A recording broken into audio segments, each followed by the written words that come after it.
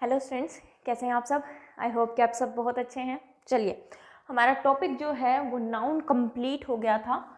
नया टॉपिक हमने शुरू करना है और वो नया टॉपिक हमारा जो है उसका नाम है प्रोनाउन। ठीक है, नाउन की प्रैक्टिस भी हमने देख ली थी, उसके बाद हमने लॉजी को कंप्लीट कर लिया था। ओके, तो प्रोनाउन टॉपिक की अगर हम बात करें स्टूडेंट्स, तो प्रोनाउन क्या होता है। अगर सिंपल सीधी लैंग्वेज में बात करें तो जो नाउन की जगह पे यूज होते हैं उन्हें हम क्या कह देते हैं, प्रोनाउन कह देते हैं। जो नाउन की जगह पे यूज हो जाते हैं उन्हें हम क्या कह देते हैं, प्रोनाउन कह देते हैं। कैसे, तो अगर मैं बोलूं तो प्रोनाउन क्या होगा, वर्ड्स दैट रिप्लेस नाउन्स। ठीक है, जो नाउन्स को रिप्लेस कर देते हैं उन्हें हम क्या कहते हैं, प्रोनाउंस कहते हैं। ठीक है, तो फॉर एग्जाम्पल अगर मैं बोलूं कि Ram invited Shyam but Shyam did not come. Ram invited Shyam but Shyam did not come. Ram ने श्याम को इनवाइट किया बट श्याम नहीं आया। अब देखो हम क्या कर रहे हैं, श्याम हमने 2 बार रिपीट किया, श्याम हमने 2 बार रिपीट किया। तो इस रिपीटेशन को अगर मैं खत्म करना चाहती हूँ तो इसकी जगह पे मैं क्या यूज कर लूंगी, ही यूज कर लूंगी अगर वो मेल पर्सन है। ठीक है, तो दैट मीन्स कि किसको रिप्लेस किया इसने, नाउन को रिप्लेस किया। और हमने रिप्लेस किस लिए किया है, रिपीटेशन को खत्म करने के लिए। किस लिए रिप्लेस किया है, to avoid the repetition of a noun. Repetition को खत्म करने के लिए हमने क्या यूज किया, नाउन की जगह पे प्रोनाउन यूज कर लिया। पहली बात तो ये हुई। दूसरी बात, अगर मैं प्रोनाउन की बात करूं तो ये जो डेफिनेशन है ये अधूरी डेफिनेशन है। हमने क्या कहा, नाउन की जगह पे हमने क्या कर लिया, प्रोनाउन को यूज कर लिया। और किस लिए यूज कर लिया, रिपीटेशन को खत्म करने के लिए। लेकिन ध्यान दो स्टूडेंट्स, अगर मैंने लिखा ही इनवाइटेड हर, उसने उसको इनवाइट किया। अब मुझे बताओ क्या रिपीट हो रहा है, कुछ भी रिपीट नहीं हुआ। अब ही, दैट मीन्स कि ये कोई पर्सन है, इसका कुछ नाम भी होगा। तो दैट मीन्स कि ये किसको रिप्रेजेंट कर रहा है, रिप्रेजेंट्स अ नाउन, एक नाउन को रिप्रेजेंट कर रहा है। ऐसे ही ये भी किसको रिप्रेजेंट कर रहा है, एक नाउन को रिप्रेजेंट कर रहा है। ठीक है ना, तो दैट मीन्स कि प्रोनाउन आपके कौन क्या होते हैं, जो नाउन को रिप्रेजेंट करते हैं। क्योंकि अगर सिर्फ इतनी बात हम बोलेंगे तो दैट मीन्स कि इस सेंटेंस में तो कुछ भी रिपीट नहीं हो रहा, फिर भी हमने किसको यूज किया है, प्रोनाउन को यूज किया है। तो सही अगर मैं डेफिनेशन की बात करूं तो प्रोनाउन कौन होते हैं, जो एक नाउन को रिप्रेजेंट करते हैं, उन्हें हम क्या कहते हैं स्टूडेंट्स, प्रोनाउन कहते हैं। ठीक है, उन्हें हम क्या कहते हैं, प्रोनाउन कहते हैं। इस बात को आपको ध्यान रखना है। इसके बाद बात आती है कि हम इनको पहचानेंगे कैसे। तो पहचानने का तरीका, आइडेंटिफिकेशन का तरीका बिल्कुल सेम है जैसे हम नाउन को पहचानते थे। तो नाउन को हम कैसे पहचानते थे स्टूडेंट्स, जब हम व्हाट का क्वेश्चन करते थे, जब हम हु का क्वेश्चन करते थे, और जब हम होम का क्वेश्चन करते थे। ये 3 क्वेश्चन जब हम करते थे तो इनसे हम क्या फाइंड आउट करते थे, नाउन। और नाउन को ही रिप्रेजेंट करते हैं प्रोनाउन। तो इन्हीं से क्वेश्चन करने पे हमें और क्या मिल सकता है, प्रोनाउन मिल सकता है। क्योंकि नाउन को ही रिप्रेजेंट करते हैं प्रोनाउन, तो इन्हीं को रिप्रेजेंट करते हैं, तो इन्हीं से जब हम क्वेश्चन करेंगे तो वह हमें क्या मिल सकता है, प्रोनाउन मिल सकता है। तो अगर मैं यहाँ पे क्वेश्चन करूं, हु इनवाइटेड हर, उसको किसने इनवाइट किया, दैट इज ही। तो हमें आंसर में क्या मिला, ही मिला। ऐसे ही अगर मैं बोलूं कि ही इनवाइटेड होम, उसने किसको इनवाइट किया, तो दैट मीन्स मुझे आंसर में क्या मिल रहा है, हर, वो भी एक प्रोनाउन है। ऐसे ही अगर मैं बोलूं कि ही क्या बोले, ठीक है। तो अगर व्हाट की अगर हम बात करें तो व्हाट जो है वो चीजों के लिए यूज होता है, और व्हाट अगर चीजों के लिए यूज होता है तो दैट मीन्स कि वहां पे नाउन का नाम होगा। जैसे कि मैं बोलूं ही एट एन एप्पल, उसने क्या खाया, तो एक एप्पल खाया। उसने क्या खाया, एक एप्पल खाया। तो इस चीज का आपको जो है ध्यान रखना है। ऐसे ही अगर मैं बोलूं कि what is the colour of your bag, what is the colour of your bag, तो दैट मीन्स कि यहाँ पे जो ये व्हाट है, वो किसको रिप्रेजेंट कर रहा है, प्रोनाउन को ही रिप्रेजेंट कर रहा है। दैट मीन्स कि यहाँ पे नाउन भी आंसर में हो सकता है आपके पास और प्रोनाउन भी आंसर में हो सकता है। तो इस चीज़ का जो है वो आपको स्पेशली ध्यान रखना है, ठीक है ना। तो जो रिप्रेजेंट नाउन को रिप्रेजेंट करें उन्हें ही हम क्या कहते हैं, प्रोनाउन कहते हैं। इतना नोट डाउन कर लीजिए, फिर हम आगे बात करते हैं, फिर हम आगे बात करेंगे। इतनी बात अगर आपको समझ में आई तो चलिए स्टूडेंट्स, तो प्रोनाउन के लिए जो हम सबसे पहली हेडिंग बनाएंगे वो बनाएंगे प्रोनाउन के टाइप्स। प्रोनाउन के टाइप्स, ये आपने नोट डाउन कर लिया होगा। हेडिंग बनाएंगे प्रोनाउन में सबसे पहली, दैट इज प्रोनाउन के types. Types of pronoun, types of pronoun. तो नाउन के हमने टाइप्स देखे थे, उसमें कौन कौन से देखे थे, proper noun, common noun, abstract noun, material noun and collective noun. अब बात करते हैं प्रोनाउन के टाइप्स की। तो अगर सबसे पहले टाइप की अगर मैं बात करूं, and that is very very important, that is personal pronoun.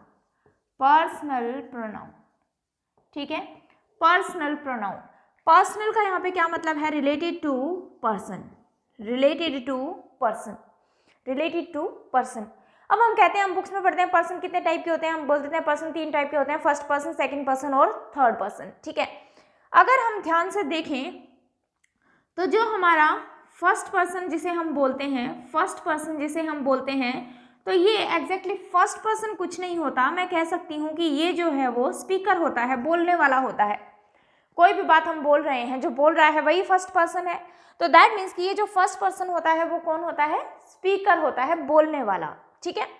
अगर मैं बात करूं किसकी, सेकंड पर्सन की, जिसे हम सेकंड पर्सन होते कहते हैं, तो वो जो है वो सेकंड पर्सन कुछ नहीं होता, वो जो होता है सामने वाला वो कौन होता है, लिसनर होता है, सुनने वाला, लिसनर होता है, सुनने वाला। लेकिन अब मुझे बताओ कि अगर मैं बोलूं कि थर्ड पर्सन, और थर्ड पर्सन हम क्या कहते हैं कि जिसके बारे में हम बात करते हैं वो क्या होता है, थर्ड पर्सन। तो मुझे एक बात बताओ, क्या ये थर्ड पर्सन इस बात को नहीं सुन सकता क्या? क्या ये थर्ड पर्सन जो है वो इस बात को नहीं सुन सकता? बिल्कुल सुन सकता है। कि मान लो ये पूरी क्लास चल रही है, मैं सिर्फ एक स्टूडेंट से बात कर रही हूँ, सिर्फ एक स्टूडेंट से मैंने क्वेश्चन किया, और वो क्वेश्चन मुझे ये बताओ सुनाई आप सबको दिया या नहीं? क्लास में जितने भी बच्चे प्रेजेंट हैं, सुनाई तो सबको ही देगा ना। लेकिन अगर मैं क्वेश्चन में सिर्फ बात एक से कर रही हूँ, तो दैट मीन्स कि वो हमारा सेकंड पर्सन हुआ जिससे मैं डायरेक्टली बात कर रही हूँ, लेकिन सुनने वाले तो सभी हुए ना। तो दैट मीन्स लिसनर में तो आपका सेकंड पर्सन भी आ गया और थर्ड पर्सन भी आ गया, ठीक है ना। तो इस बात का आपको ध्यान रखना है कि जो आपका फर्स्ट पर्सन होता है वो कौन होता है, स्पीकर होता है, सुनने वाला। और सेकंड पर्सन और थर्ड पर्सन आपके लिसनर में दोनों ही हो सकते हैं, ठीक है। तो ऐसे नहीं बोलेंगे कि फर्स्ट पर्सन ये होता है और सेकंड पर्सन ये होता है। सुन तो कोई भी लेगा, सुन तो कोई भी सकता है। तो ये नहीं कहेंगे हम खाली जो सुनने वाला होता है वो सेकंड पर्सन होता है, ठीक है ना। तो लिसनर में सेकंड पर्सन भी आ जाते हैं आपके और थर्ड पर्सन भी आ जाते हैं।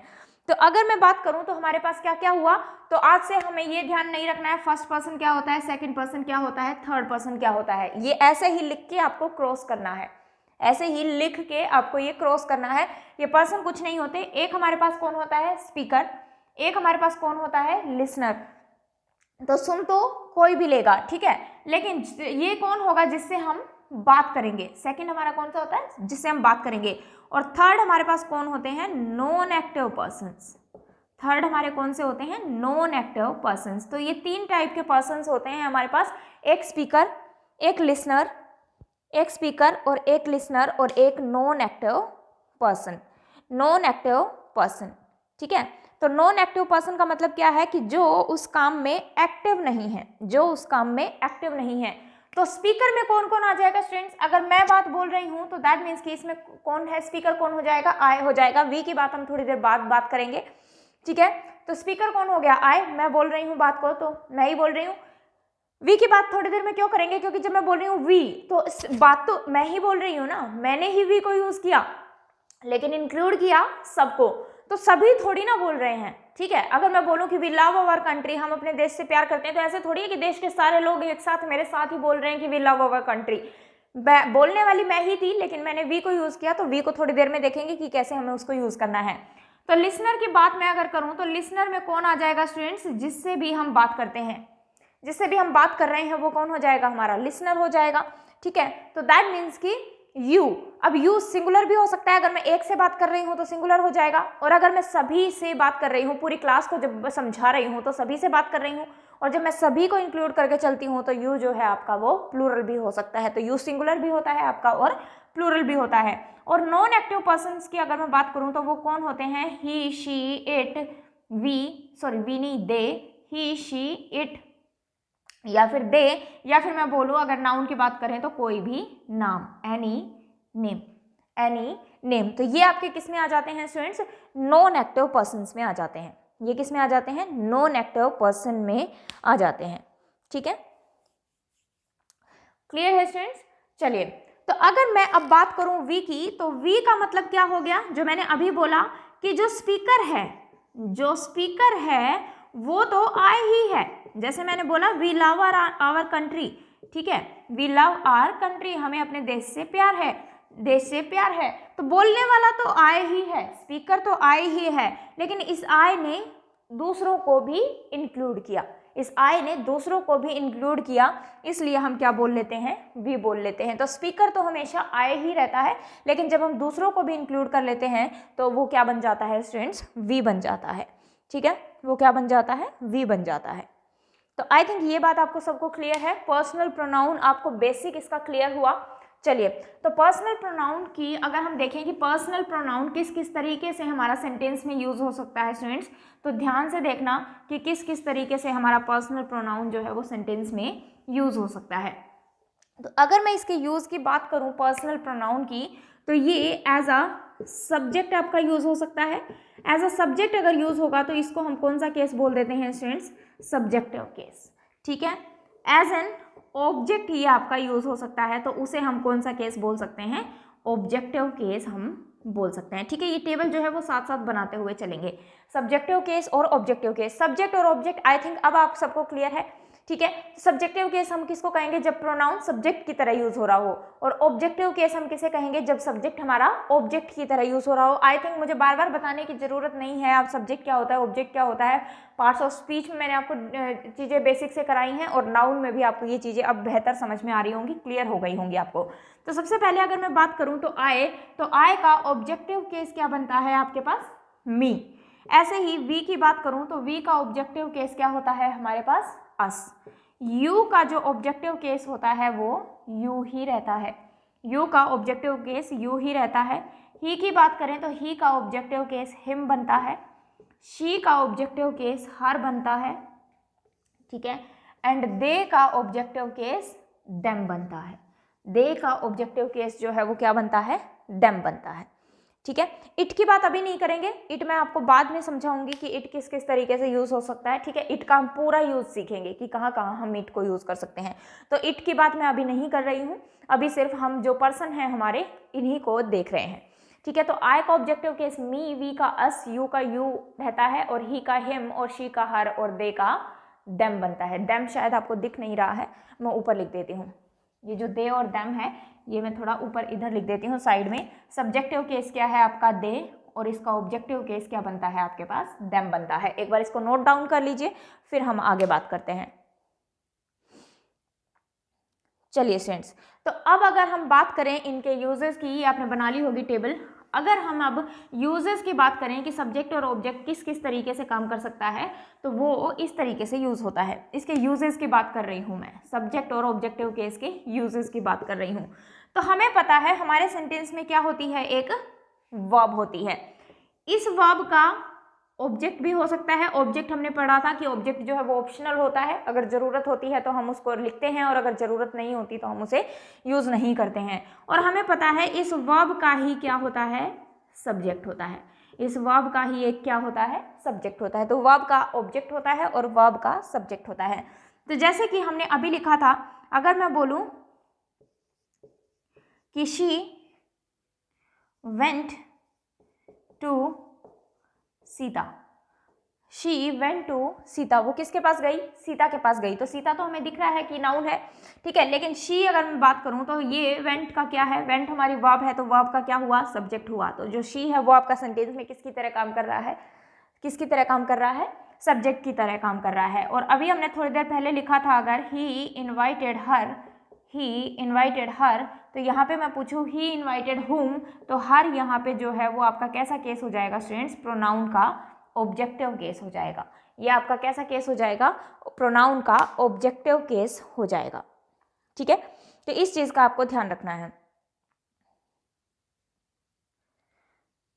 चलिए, तो ये बात आपको समझ में आई। तो अब मैं आपको कुछ 1-2 सेंटेंसेस लिख रही हूँ, आपको ये बताना है कि वहाँ पे सब्जेक्टिव केस आना चाहिए या फिर ऑब्जेक्टिव केस आना चाहिए। फॉर एग्जाम्पल अगर मैं लिखूँ कि आई, मी, वॉन्ट, ही या फिर हिम, टू, हेल्प, शी या फिर हर, ठीक है। तो मुझे बताइए आई में से क्या आएगा, आई आएगा, क्योंकि हमें वर्ब का सबसे पहले तो सब्जेक्ट ही चाहिए होता है, तो यहाँ हमें सब्जेक्टिव फॉर्म चाहिए थी। आई वॉन्ट होम, मैं किसको चाहती हूँ, दैट इज हिम। होम का क्वेश्चन किया, होम का क्वेश्चन हम हमेशा ऑब्जेक्ट के लिए करते हैं, तो दैट इज हिम आएगा। टू हेल्प होम, किसकी मदद करनी है, वापस से हमें क्वेश्चन किसका करना पड़ रहा है स्टूडेंट्स, होम का क्वेश्चन करना पड़ रहा है। और होम का क्वेश्चन हम किसके लिए करते हैं, ऑब्जेक्ट के लिए करते हैं। या फिर मैं बोलूँ दोबारा से हमारे पास एक वर्ब आ रही है, तो इस वर्ब का ये क्या बनेगा, ऑब्जेक्ट बनेगा, क्योंकि हमें यहाँ पे ऑब्जेक्ट की जरूरत पड़ेगी कि भाई किसकी मदद करनी है ये बताओ, ठीक है ना। तो दैट मीन्स कि ये हमारे सेंटेंस की कैसी फॉर्म होगी, ऑब्जेक्टिव, ये कैसी फॉर्म होगी, ऑब्जेक्टिव। और आई और मी से में क्या यूज करना है, हमें यहाँ पे सब्जेक्टिव फॉर्म यूज करनी है। क्या यूज करना है यहाँ पे, सब्जेक्टिव फॉर्म हमें यूज करनी है। तो आई थिंक ये बात जो है आपको वो क्लियर है प्रोनाउन की, ठीक है, कि किस तरीके से हम पर्सनल प्रोनाउन को यूज करते हैं। चलिए, अगर हमें इतनी बात समझ में आई तो एक बार हम बात करते हैं पर्सनल प्रोनाउन के सीक्वेंस की। नेक्स्ट कॉन्सेप्ट लिख लेना, पर्सनल प्रोनाउन के सीक्वेंस की, ये नेक्स्ट कॉन्सेप्ट है। वो था आपका वर्ब का कॉन्सेप्ट, अब मैं बात कर रही हूँ सीक्वेंस की। सीक्वेंस कहने का मतलब क्या है कि जब हमारे पास, जो हमने तीनों पर्सन्स की बात की, स्पीकर, लिसनर और नॉन एक्टिव की, अगर तीनों ही हमारे पास एक सेंटेंस में आ रहे हों, ठीक है, तीनों ही हमारे पास अगर एक सेंटेंस में आ रहे हों, तो हमें रट्टा मारने की जरूरत नहीं है। हम बुक वगैरह से पढ़ते हैं, 123 याद कर लेते हैं, 231 याद कर लेते हैं, वो याद नहीं करना है हमें, ठीक है ना। हम कॉन्सेप्ट को समझते हुए चलेंगे। तो अगर मैं सीक्वेंस की बात करूं कि मेरे पास स्पीकर भी आ रहा है, लिसनर भी आ रहा है और नॉन एक्टिव भी आ रहा है, तो उनकी सीक्वेंस क्या होगी, उनको हम लिखेंगे किस तरीके से। तो फॉर एग्जाम्पल पहले मैं बात कर रही हूँ एक नॉर्मल सेंटेंस की, किसकी बात कर रही हूँ, एक नॉर्मल सेंटेंस की, ठीक है, नॉर्मल सेंटेंस की मैं बात कर रही हूँ। फॉर एग्जाम्पल अगर मैं लिखूँ कि you,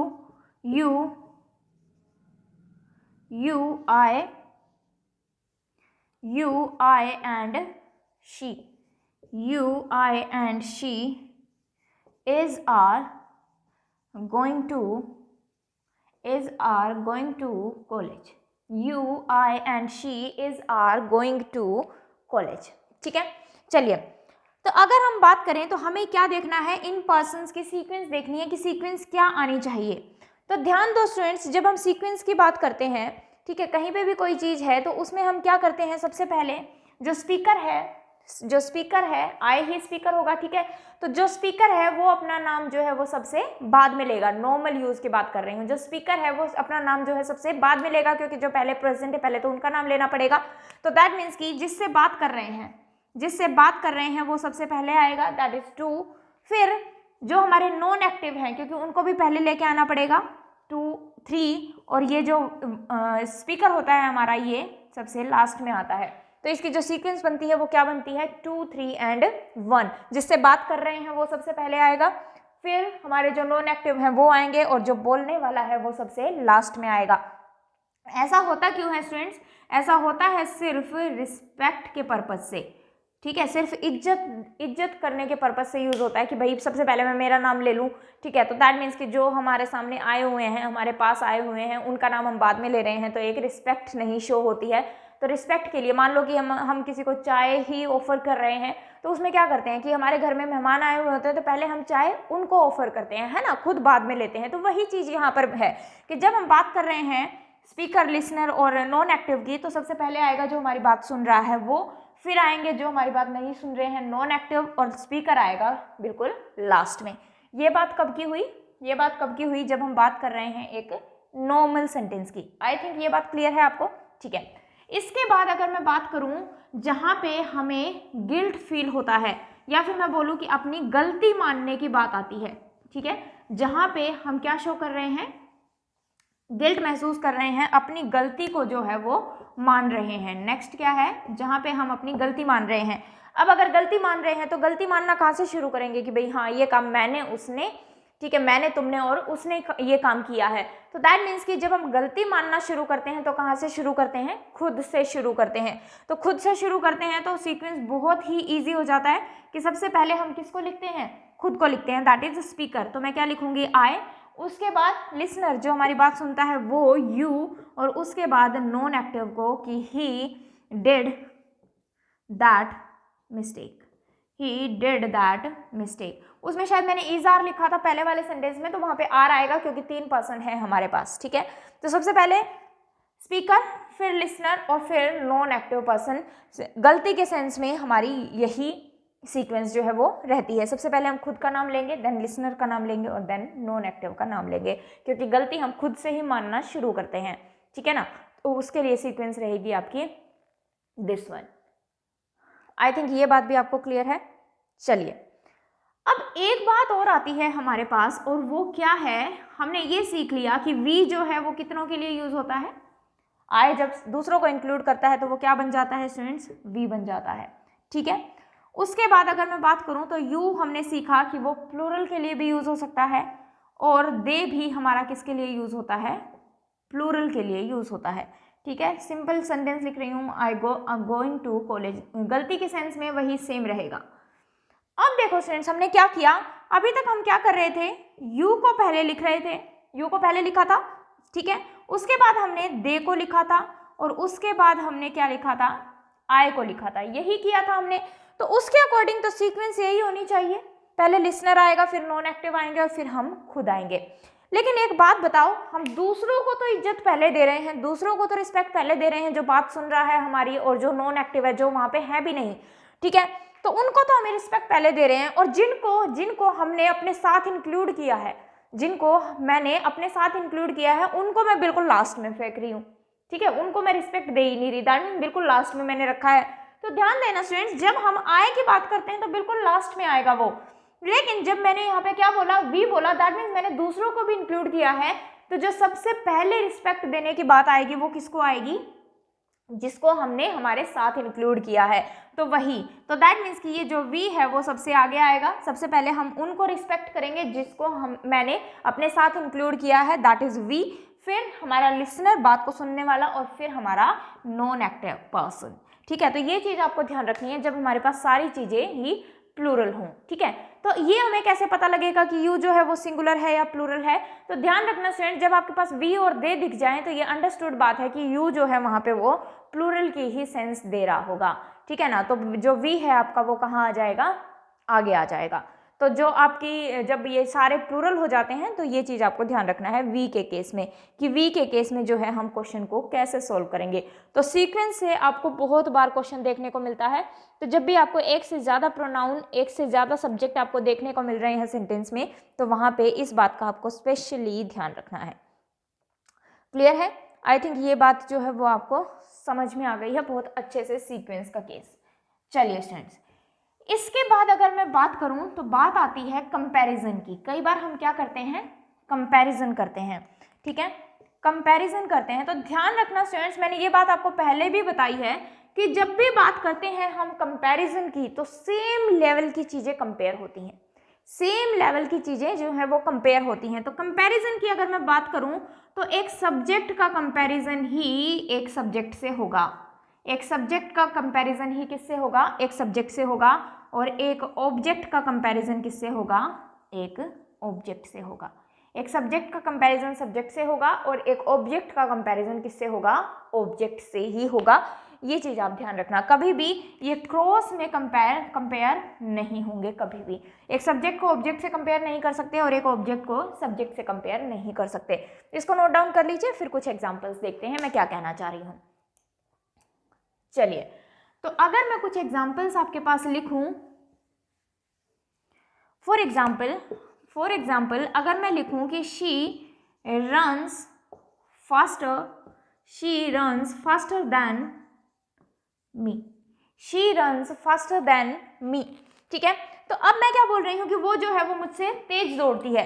अगर मैं यहाँ पे ध्यान दूं तो एक तो मैंने कैसा केस लिखा है, सब्जेक्टिव केस लिखा है, और एक मैंने कैसा केस लिखा है स्टूडेंट्स, ऑब्जेक्टिव केस लिखा है। बात समझ में आई?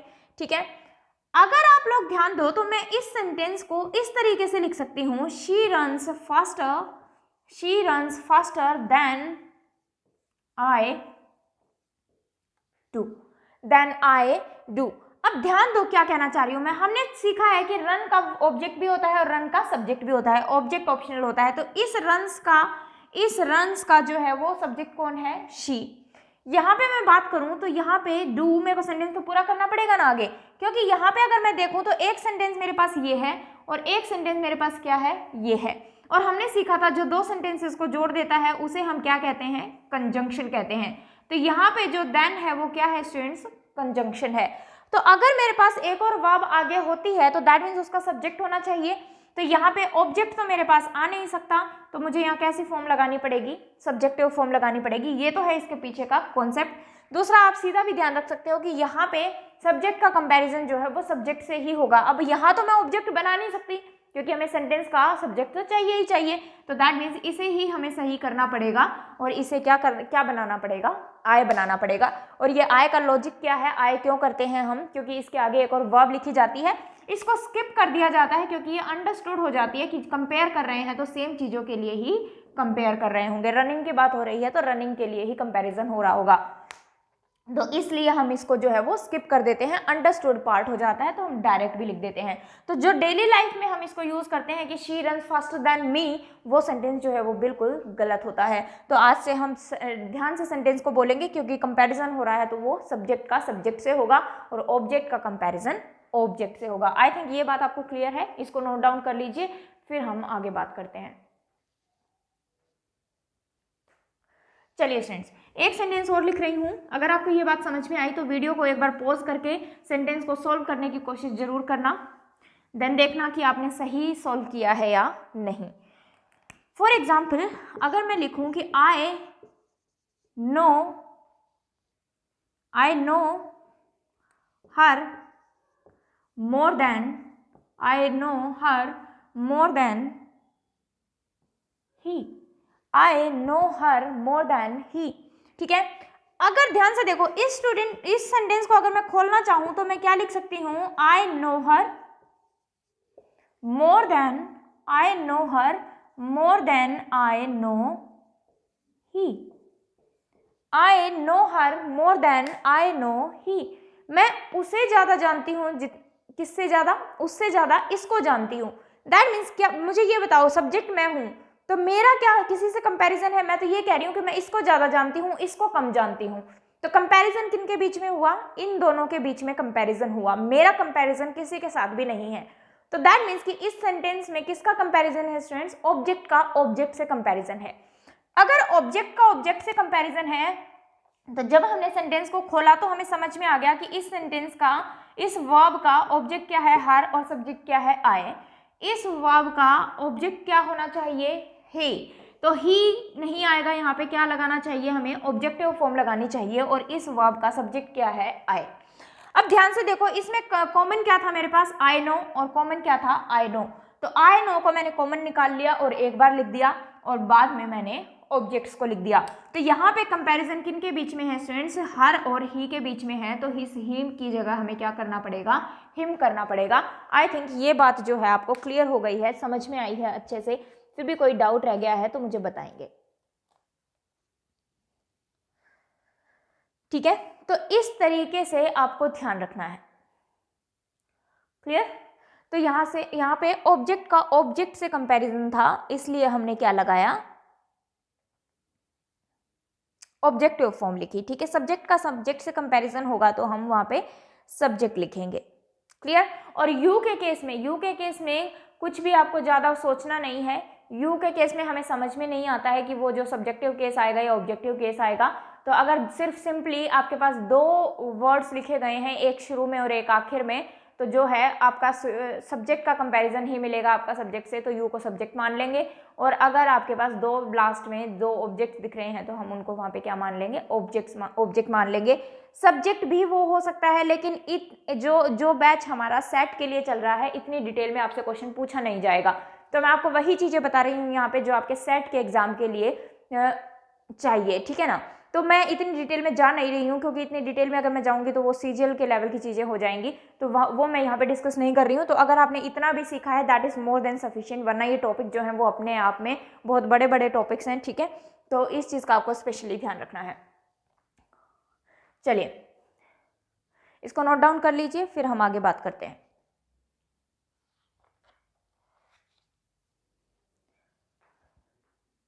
तो आई थिंक ये बातें जो हैं वो आपको क्लियर हैं। तो पर्सनल प्रोनाउन हमारा ये था। अब थोड़ी सी बात कर लेते हैं हम इसके अंदर किसकी, इट की। किसकी बात कर लेते हैं, इट की बात कर लेते हैं पर्सनल प्रोनाउन में। तो ध्यान रखना स्टूडेंट्स, जो इट होता है हमारा वो एक डमी सब्जेक्ट होता है। कैसा सब्जेक्ट होता है, डमी सब्जेक्ट होता है। डमी सब्जेक्ट कहने का मतलब क्या है कि हम कोई भी चीज़ खरीदने जाते हैं तो सबसे पहले हमें उसकी डमी दिखाया जाता है, ठीक है, उसका डमी दिखाया जाता है डेमो के लिए, हमें मेन सब्जेक्ट नहीं दे दिया जाता। जैसे कि फॉर एग्जाम्पल, एक तो मैं सीधा बोलूँ कि मैंने ही ये काम किया है, ठीक है, और एक मैं बोलूँ वो मैं ही हूँ जिसने ये काम किया है। बात तो दोनों में सेम ही बोल रहे हैं, मैं बोल रही हूँ मैंने ये काम किया है और एक मैं बोल रही हूँ वो मैं ही हूँ जिसने ये काम किया है। तो दैट मीन्स कि ये जो इट होगा वो किसको रिप्रेजेंट कर रहा होगा, सब्जेक्ट को ही रिप्रेजेंट कर रहा होगा, इसलिए इस इट को क्या बोल दिया जाता है, डमी सब्जेक्ट बोल दिया जाता है, ठीक है। और ये अगर इट है तो हमेशा ध्यान रखना कि इसके साथ जो है वर्ब सिंगुलर ही यूज होगी। वर्ब के बाद जो हम वर्ब यूज कर रहे होंगे, सॉरी इट के बाद जो हम वर्ब यूज कर रहे होंगे वो कैसे वर्ब यूज कर रहे होंगे, सिंगुलर वर्ब ही हम यहाँ पे यूज कर रहे होंगे। तो इस चीज का आपको ध्यान रखना है। फॉर एग्जाम्पल देखो मैं क्या कहना चाह रही हूँ, अगर मैं बोलूँ कि it is me who is am to blame, is am to blame, वो मैं ही हूँ जिसे ब्लेम किया जाता है। एक मैं सीधा बोल सकती हूँ कि मुझे ब्लेम किया जाता है, और एक मैं क्या कह रही हूँ, बढ़ा चढ़ा के बात को बोल रही हूँ कि वो मैं ही हूँ जिसे ब्लेम किया जाता है। तो अब मुझे ध्यान दो स्टूडेंट्स, हम डेली लाइफ में स्पीकिंग में बोलते भी हैं it's me it's me it's me, वो गलत होता है, सरासर गलत होता है। तो हम क्या बोलेंगे, इट्स आई, ठीक है। क्यों आई क्यों आना चाहिए, ये बात आई थिंक आपको समझ में आ गया है, क्योंकि इट जो है वो हमारा कैसा सब्जेक्ट है, डमी सब्जेक्ट है। ये तो सिर्फ सब्जेक्ट के लिए ही यूज हो रहा है, तो यहाँ पे तो हमें मेन सब्जेक्ट तो चाहिए ही चाहिए। तो यहाँ पे हमारा क्या आएगा, मेन सब्जेक्ट आएगा जो हमारे सेंटेंस का सब्जेक्ट है, ठीक है। तो ये हमारे सेंटेंस का सब्जेक्ट है, तो यहाँ पे ऑब्जेक्टिव फॉर्म तो आ ही नहीं सकती। तो यहाँ पे हमें कैसी फॉर्म यूज करनी पड़ेगी, सब्जेक्टिव फॉर्म यूज करनी पड़ेगी। इसलिए मी की जगह पे क्या आएगा, आई। इसको हम कई बार शॉर्ट फॉर्म में भी लिख देते हैं, इट्स आई, ठीक है। तो वो मी नहीं होगा, कभी भी क्या आएगा, आई। तो इट के साथ में देखो कैसी वर्ब आई है, सिंगुलर वर्ब आई है, क्योंकि ये वर्ब तो इसी की मानी जाएगी ना, बेशक डमी सब्जेक्ट है लेकिन अपना वर्ब तो लेगी, ठीक है, अपनी वर्ब तो लेगी ही, ठीक है, अदरवाइज सेंटेंस ही नहीं बनेगा हमारा। अब ध्यान दो, आगे इस हु की बात करेंगे रिलेटिव प्रोनाउन में, अभी मैं इसको नहीं देख रही हूँ। अब जो हमारा ये सब्जेक्ट आया है इसको भी तो अपने वर्ब की जरूरत पड़ेगी ना, तो इसको भी अपने वर्ब की जरूरत पड़ेगी, तो दैट मीन्स इसका वर्ब तो हमें लिखना पड़ेगा। और यहाँ पे आई आ रहा है और आई जो है वो पर्सन को दिखा रहा है, तो यहाँ हमें क्या लगाना पड़ेगा, एम यूज करना पड़ेगा। मैंने ये बोला है कि आई अगर पर्सन को शो कर रहा है, ठीक है। आगे जब हम टेंस वगैरह की बात करेंगे तब इसके बारे में बात करूंगी, और अगर पहले कहोगे तो मैं पहले भी बता दूंगी नेक्स्ट लेक्चर में। तो आई जो है वो यहाँ पे पर्सन का काम कर रहा है, इसलिए आई के साथ क्या आया है, एम आया है, ठीक है। तो इसको नोट डाउन कर लीजिए, इसको नोट डाउन कर लीजिए। चलिए मैं यहीं पे बता ही देती हूँ, अगर आई का जिक्र हो गया है तो क्लियर, आज ही बता देती हूँ, कल शायद ध्यान रहे ना रहे। तो ये चीज़ देख लेते हैं मैं आपको क्या समझाना चाह रही हूँ। चलिए मैंने बोला कि आई अगर किसका काम करता है, आई हमें पता है स्पीकर होता है, ठीक है। और स्पीकर बोलने वाला ही होगा, थिंग तो बोल नहीं सकती, वस्तु तो बोल नहीं सकती, तो दैट मीन्स पर्सन होगा ये। एक होता है आई का मीनिंग जो है वो अदर देन पर्सन आ रहा हो, अदर देन स्पीकर आ रहा हो। अगर आपके पास आई का मीनिंग कैसा आ रहा हो, अदर देन स्पीकर, स्पीकर के अलावा कोई और ही मीनिंग आ रहा है आपके पास आई, तो ये डिफरेंट हो जाता है, ठीक है। तो यहाँ पे हम क्या यूज करते हैं, एम, और यहाँ पे जो है वर्ब इसकी चेंज हो जाती है। कैसे, फॉर एग्जाम्पल अगर मैं बोलूँ कि I is am a teacher, I is am a teacher. और एक सेंटेंस में आपके पास बोल रही हूँ कि I is am a letter, I is am a letter. और एक सेंटेंस में आपको बोल रही हूँ कि I is am a vowel, I is am a vowel. 3 sentence लिखे हैं मुझे स्टूडेंट्स, और हम क्या रट्टा मार लेते हैं, आई के साथ क्या वर्ब आती है, आई के साथ एम आता है, आई के साथ एम आता है, आई के साथ एम आता है। अब देखो वर्ड्स कितने हैं, 1 2 3 4, सिर्फ 4 वर्ड्स हैं, और हम खटाक से टिक करते हैं आई के साथ एम आएगा और हम एम लगा के आ जाते हैं। लेकिन जब हम एग्जाम से बाहर निकलते हैं, आंसर की को मैच करते हैं, तो आंसर कुछ और ही होता है। बिल्कुल बेसिक लेवल की चीजें हैं। आई जो है, मैं कह रही हूँ कि मैं टीचर हूँ, मैं टीचर हूँ, that means person he teacher होगा। पर्सन ही टीचर होगा तो यहाँ जो आई है वो किसको रिप्रेजेंट कर रहा है, पर्सन को रिप्रेजेंट कर रहा है।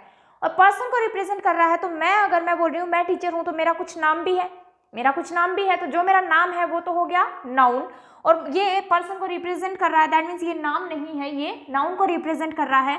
और नाउन को रिप्रेजेंट कर रहा है तो ये क्या बन गया स्टूडेंट्स, प्रोनाउन बन गया। इसको ध्यान से समझ लेना, ये बहुत ही बेसिक कॉन्सेप्ट है, लेकिन स्टूडेंट को ये जल्दी से समझ में आता नहीं है।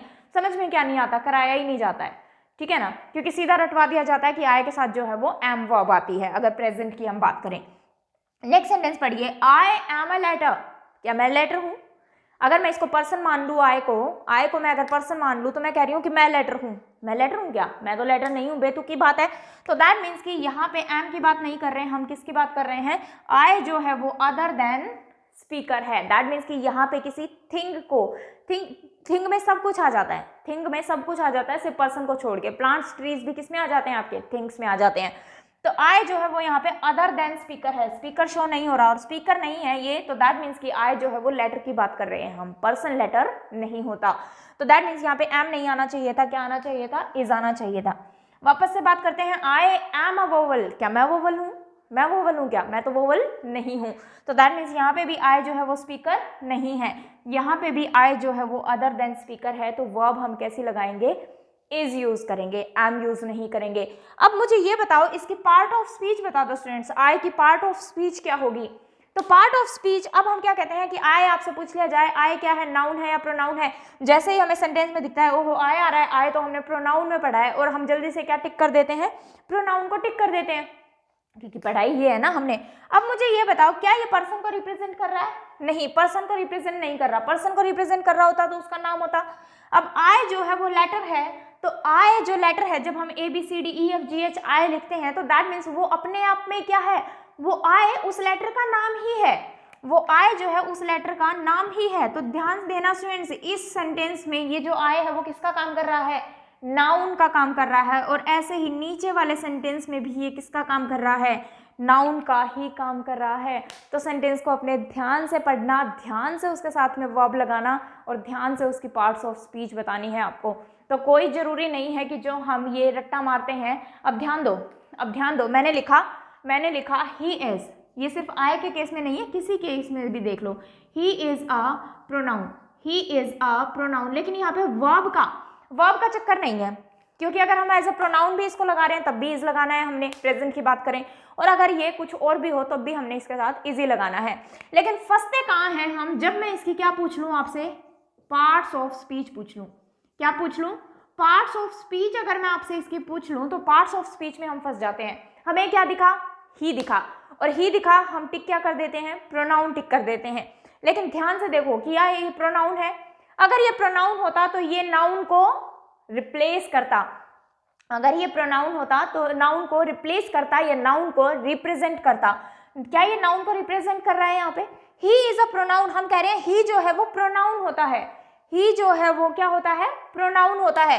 तो यहाँ पे जो ही कैसे लिया गया है, एज अ वर्ड लिया गया है, दैट मीन्स कि नेम ऑफ अ वर्ड, ये वर्ड का नाम ही है, ये वर्ड का नाम ही है। और ये वर्ड का अगर नाम ही है तो यहाँ पे जो ही है उसकी पार्ट ऑफ स्पीच क्या हुई स्टूडेंट्स, नाउन हुई, उसकी पार्ट ऑफ स्पीच क्या हुई, नाउन हुई। ये चीज़ आपको समझने की ज़रूरत है।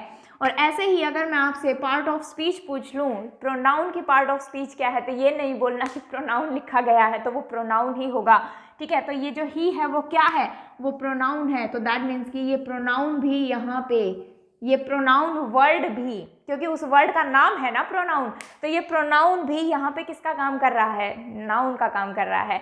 तो ये है सारी चीज़ें बेसिक। मुझे इतनी हंसी इसलिए आ रही है क्योंकि आई थिंक आप वैसा ही सोच रहे हो जैसा कि मैं सोच रही थी, ठीक है ना। तो चीज़ें इस तरीके से आपको समझने की ज़रूरत है, तभी हम पार्ट्स ऑफ स्पीच को जो है वो सही बता पाएंगे। और ये चीज़ें मैंने आपको पहले भी बताई हैं पार्ट्स ऑफ स्पीच के अंदर भी। तो इन चीज़ों का आपको स्पेशली ध्यान रखना है स्टूडेंट्स। तो इन वर्ड्स का रट्टा नहीं मारना है, क्योंकि हमें नहीं पता कि क्वेश्चन जो है वो किस तरीके से पूछ लिया जाएगा। तो हमें अगर इन चीज़ों का रट्टा मार के चलेंगे, वर्ड्स सिर्फ 4 ही दिए गए हैं सेंटेंस में, लेकिन हमारा सेंटेंस जो है वो गलत हो जाएगा। तो एक बार इसको नोट डाउन कर लीजिए, फिर बात करते हैं। चलिए स्टूडेंट्स, तो अगर पर्सनल प्रोनाउन में आप इतनी बातें भी ध्यान रखते हो तो that is more than sufficient, ठीक है। आपके एग्जाम में, सेट के एग्जाम में that is more than sufficient, इतना पर्सनल प्रोनाउन हम करते हैं। तो इतना पढ़ते रहिए, इसको रिवाइज कर लेना। फिर भी कोई डाउट आ रहा है तो मुझसे पूछेंगे जरूर, और बाकी के टाइप्स की बात हम नेक्स्ट लेक्चर में करेंगे। Thank you class.